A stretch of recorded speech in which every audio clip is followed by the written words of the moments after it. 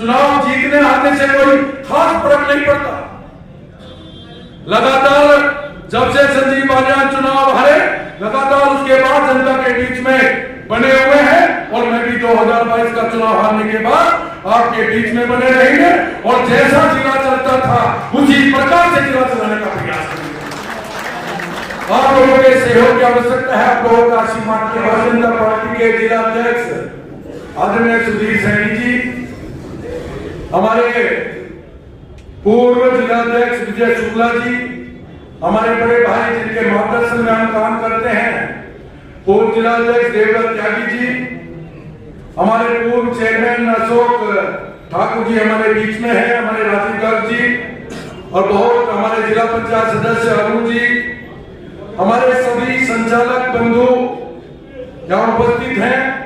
मैं उन सबका अभिनंदन करता हूँ, स्वागत करता हूँ। एक बार जोरदार तालियां करके आप भी स्वागत करेंगे। और यहाँ पे उपस्थित जो कोऑपरेटिव से बहुत पुराने समय से जुड़े, जिनके मार्गदर्शन में सहकारिता बैंक और पूरा आज पूरे प्रदेश के अंदर प्रथम स्थान पे पहुंचा। पुराने समय में हम लोग नहीं थे, लेकिन इनके प्रयास निश्चित रूप से रहे होंगे। ऐसे हमारे दल सिंह वर्मा जी हमारे बीच में, विनोद जैन जी हमारे बीच में है। मैं आग्रह करूंगा एक बार जोरदार तालियां करके इनका भी स्वागत अभिनंदन। और मेरे सम्मुख बैठे हुए सहकारिता से जुड़े हुए सब डायरेक्टर्स, हमारे डेलीगेट्स, सोसाइटीज के चेयरमैन और किसान बंधु, बहुत ही सुंदर बात है, बहुत ही सुंदर एजीएम का आयोजन आज छोटे भाई रामनाथ जी ने किया। कुछ मुख्य विषय भी आए। एक मुख्य विषय आया कि सहकारिता के अंदर सोसाइटी से जो लोन लिया जाता था वो कभी खतौनी के अंदर नहीं चलता था, सीधा सीधा लोन ले लिया जाता था, बैंक से अलग रहता था, सोसाइटी से अलग। अगर सोसाइटी से हम लेंगे और वो खतौनी पे चलेगा तो दूसरी बार लोन नहीं लिया जा सकता। ये मुख्य विषय है। एक 3 और 7% का भी विषय है। एक 2 बैग मिलते हैं, कुछ किसान बड़े हैं, उन्हें 2 बैग से ज्यादा उनकी इच्छा अनुसार उर्वरक मिल सकता है, खाद मिल सकता है, ये विषय भी है। मेरा केवल एक बात कहना है, अभी सचिव साहब कह रहे थे कि 11% लाभांश हमारा, हमें लाभांश इकट्ठा करके कहीं दिखाना नहीं। अभी डॉक्टर संजीव बालियान से भी बात हो रही, बहुत बढ़िया बात है, बड़े उत्साह की बात है। पुराने वरिष्ठ सहकारिता से जुड़े हुए किसान बंधुओं के कारण से और वर्तमान में जुड़े सब संचालक बंधुओं के कारण से, हमारे सभापति उपसभापति के कारण से उत्तर प्रदेश के अंदर मुजफ्फरनगर का बैंक प्रथम स्थान पे पहुंचा है। लेकिन इसके साथ साथ लाभांश हुआ है। अगर हम उस लाभांश का फायदा, क्योंकि ये बैंक किसानों का बैंक है, सचिव साहब बार बार मंच के माध्यम से कोऑपरेटिव बैंक की तुलना नेशनल बैंकों से ना करें, क्योंकि ये बैंक केवल किसानों के लिए बना है।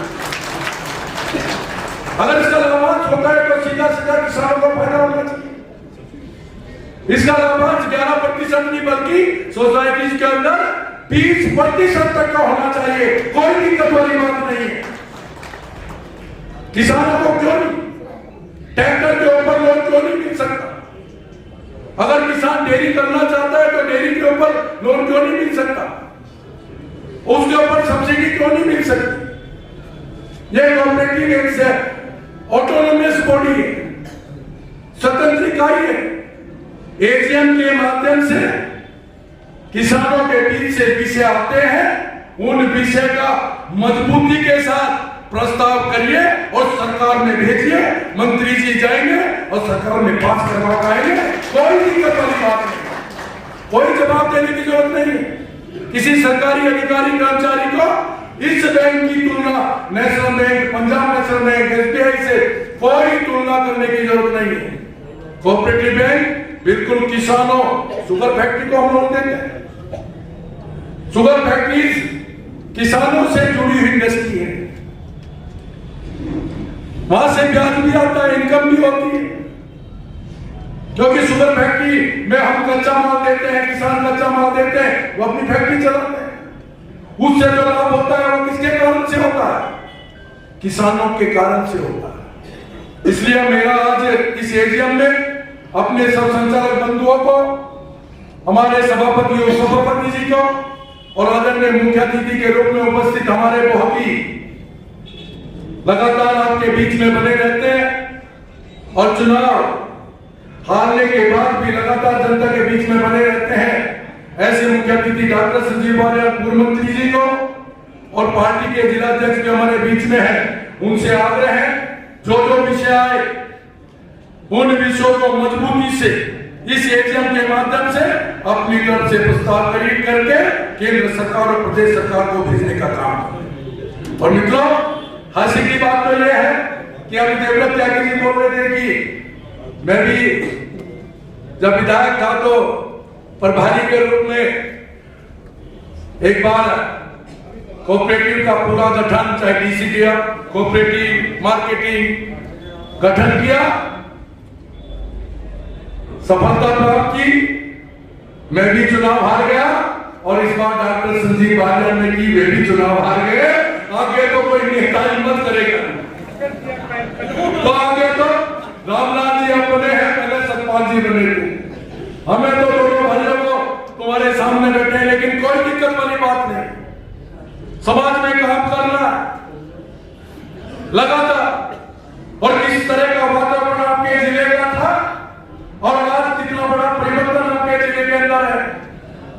चुनाव जीतने आने से कोई खास फर्क नहीं पड़ता।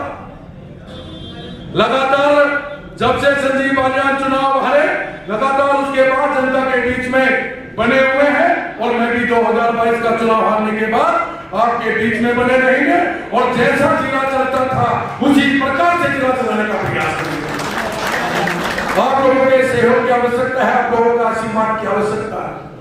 मित्रों, केवल कभी कभी मेरे सब किसान बंधु यहाँ बैठे हैं, बस कभी कभी शाम को भोजन करने के बाद जब अपने बिस्तर पर लेटो, केवल कभी कभी ऐसा विचार किया करो कि कहां कोऑपरेटिव और सहकारिता के अंदर कितनी सोसाइटीज बर्बाद हो गई थी, कितनी सोसाइटीज के ऊपर वहां पे बैठे हुए अधिकारी किसानों के पैसे लेके भागे थे, आज तक रिकवरी नहीं हो पाई। लेकिन जब से भारतीय जनता पार्टी की सरकार आई, कहीं भी किसी सोसाइटी में किसी सरकारी अधिकारी कर्मचारी के द्वारा किसानों को लूटने का काम नहीं किया गया। आज तक भी मेरे बहन मैं उदाहरण भी दे सकता हूं।